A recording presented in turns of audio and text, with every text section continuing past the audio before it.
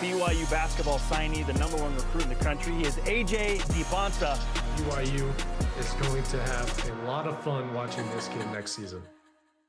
Yes, we will. Welcome back to BYU Sports Nation. Jeremy Jordan alongside Spencer Linton. AJ Dybantsa was a busy dude last week. He went to BYU Sweet 16 game. He was in New York and Brooklyn for the McDonald's All-American game, the dunk contest. He even worked at a McDonald's earlier in the month in St. George. I spoke with AJ about all that and more yesterday. AJ, great to see you again, man. It was good to see you in person in Newark. How was the trip out there? McDonald's All-American game and a fun week for you. That was a fun week. We got to watch, me and my family got to watch BYU live for like 4th time. It just sucks that Alabama had to just break the record on us. Right? I mean, it's very hard to win when a team is shooting 50% or more from the 3-point line. I mean, kudos to them, but I mean, we had a great run for KY's first year. Sweet 16 run is great, and we're just going to keep building for next year. Absolutely. I think people are excited about building off that, and that's just the beginning, which is exciting. Let's talk about your week. So you were in Newark for the game. That was on Thursday, and then, hey, the McDonald's All-American game on Tuesday. You had the dunk contest and practices. So what was the best part about being in that whole experience?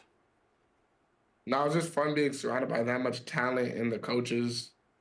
Practices were very competitive with my squad. I mean, we won the game, so you already know how practices went. It was very competitive for both sides, offense and defense. The dunk contest, I did not win. I was planning on winning, but like the dunk I did the second round was like super hard. And like that was like my motto going into it. Like if I was gonna make big, miss big. So if I was gonna miss big, nobody else on the panel can even try the dunk that I did.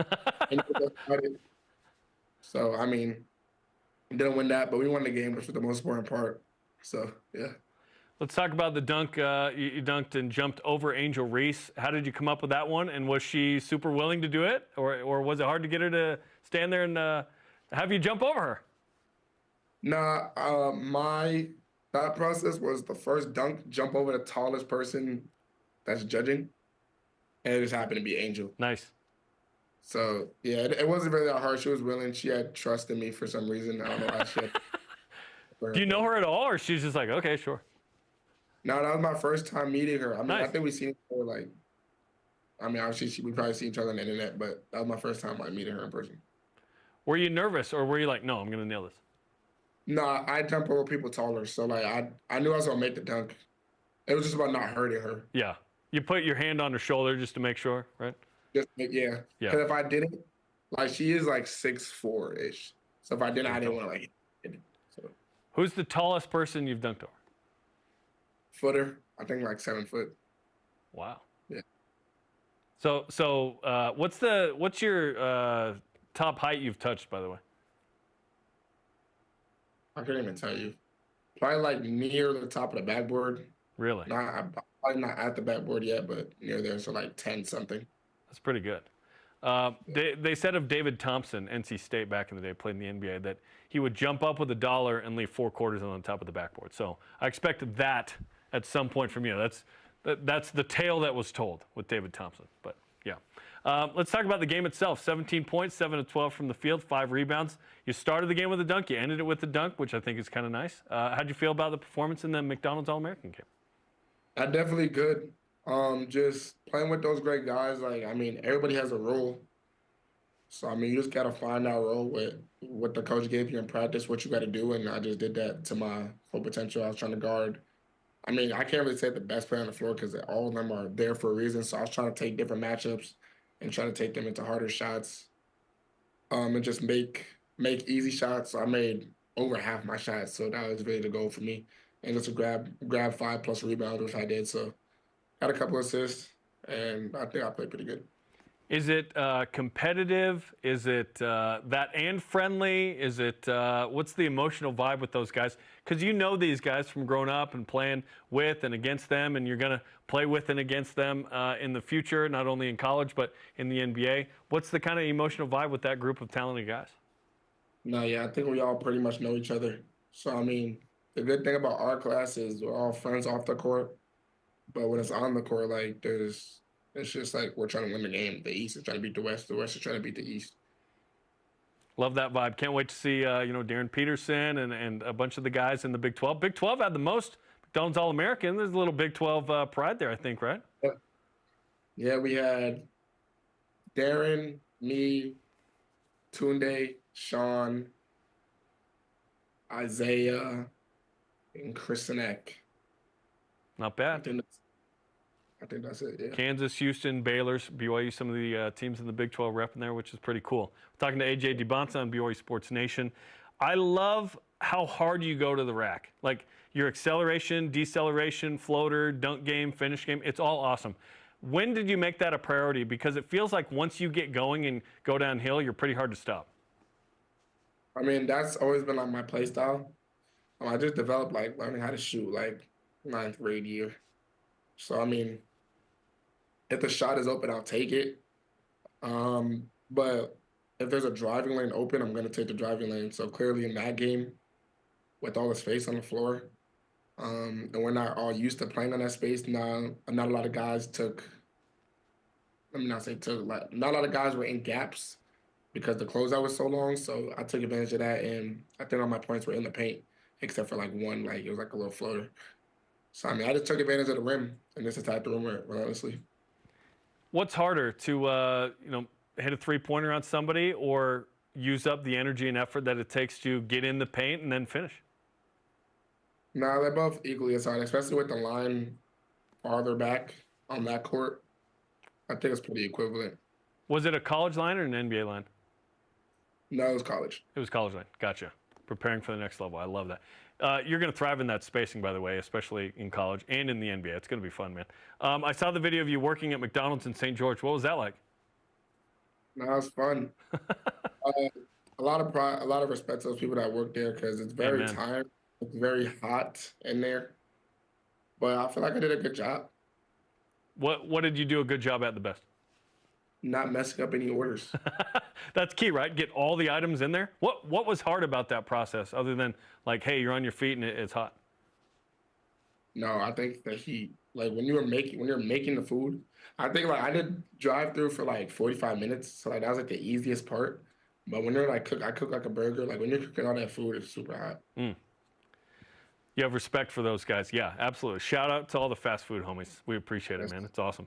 I saw the video as well that I think was from what, All-Star Weekend with Kevin Durant. What was it like to sit down with your idol? No, I felt good being able to just connect, ask questions, talk basketball. That's what it's all about. So it was just a blessing just being able to be in that space with him.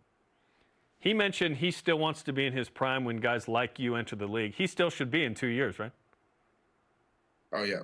This is probably still his prime. Right? He plays, like, I'm not going to say he plays the same way because obviously he's less athletic with, the injuries that he's dealt with, but he's very close to playing the same way. He still shoots the same shots, still makes the same shots.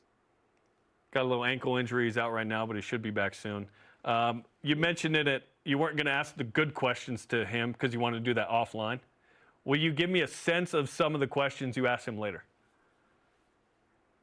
I mean, they're all basketball related. It was just like more specific. What do you do on the court here, here? Like it was just specific. And that's fun to be able to pick his brain. I know you know a lot of NBA guys.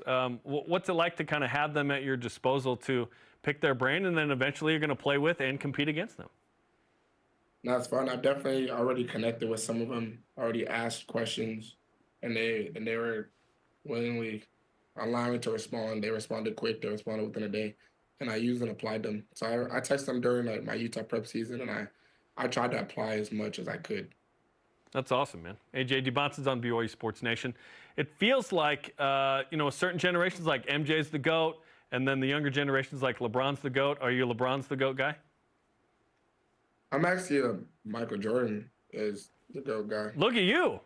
Yeah. AJ, honestly, kids growing up now, it's mostly, hey, LeBron. I'm a Michael Jordan guy. My last name's Jordan. Grew up with Jordan. I love Michael Jordan. Why do you feel like MJ's the GOAT versus LeBron? I mean, I was always pro LeBron, but if you were to ask me, I always say 1A, 1B.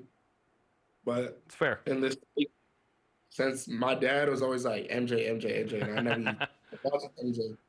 And then The Last Dance came out, and that kind of gave me like a little bit more of the edge. But it's still 1A, 1B because LeBron is still breaking records day by day, so you can't even knock that off of him.